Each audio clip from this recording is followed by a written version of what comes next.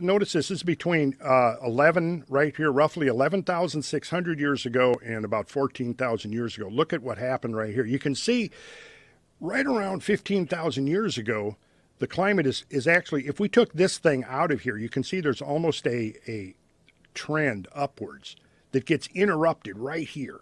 Boom, instantly. Boom, overnight. Giant jump. Overnight, yeah. And in fact, what has happened is if you go back through the literature of climate change and you read the estimates of how long it took for the planet to shift modes from full glacial to the interglacial like we're in now, 50, 75 years ago, it was 1,000 or more years, thousands of years. When radiocarbon dating came along in the 50s, it began to compress. And what happened is that if you look in the 80s, they're talking about perhaps a century, several centuries.